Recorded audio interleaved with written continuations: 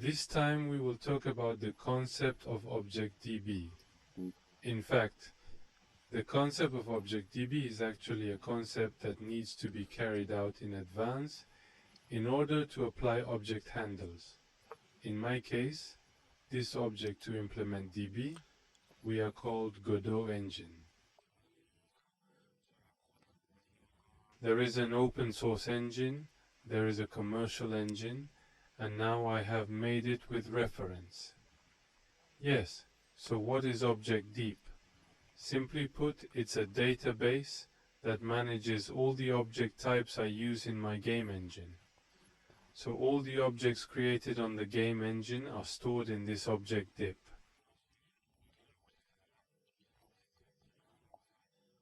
You can think of this ObjectDB as actually this one-dimensional vector.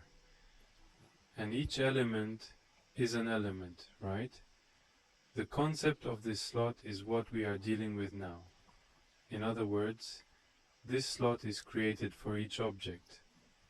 So what's inside this slot? For this object handle, I have an object. You said you were using DV. And then,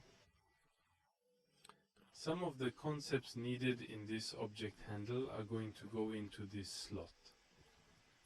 So, the concept of an object handle is that, first of all, what unique ID identifier is needed for the object, what index it is currently in, and then what object is assigned to that slot.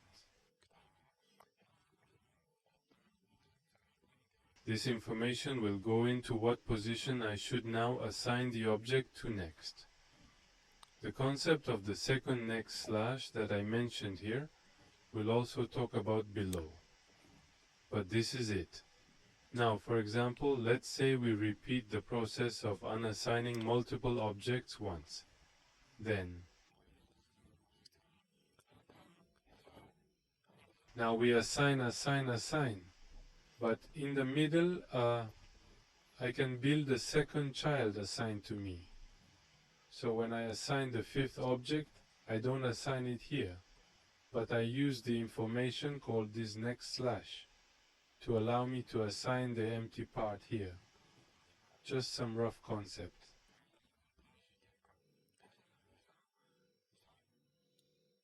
I told you. So you act in some way. Let's think of it as an object type, and we can call it something else.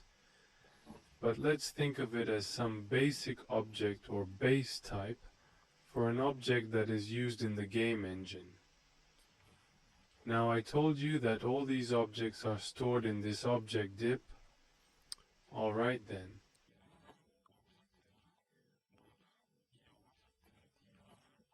How does this apply to this ObjectDV? Object on the side of this creator. Put it in DV. Remove from the exterminator. So, of course, all these objects are objects. It will be stored in a place called DV, and then deleted, and then deleted. Now, and then this object DV, object information. After registering, you will receive unique ID information. Should we use 64 bits, and within 64 bits, we use a bit operator so that some bits are called Unix SLAIDs. Among the various pieces of information I need from an object handle, which unique identifier information is unique to that object, and then how many slots are in it. This is how we put this information together, and now we assign 64-bit final identification information to the object side. So, actually, when I do reverb, the object has disappeared, and I want to delete that information from the ObjectDB. I use this ID to delete the slot information assigned to the object, or initialize the slot information, or something like this. It happens. Now, if you look at the add and remove process a little more specifically, what is it like? Now I want to add a new object like this. In other words, I want to add to the array of slots and the vector of slots. So, how many slots should I assign now? What kind of distinctive value should the person assigned this time possess? And the children need this information every time to set it up. Now, as I've mentioned previously, each slot carries a concept called this next slot. This information includes details about the slot index intended for the next allocation. What do you mean? For example, they were assigned in ABCT order, so each slow index will look like this. What does it mean that the first, second, third and fourth slots are detached? At this time, I erased this reign in the middle. Well, then, this was assigned to the slot called the reign that I currently want to erase.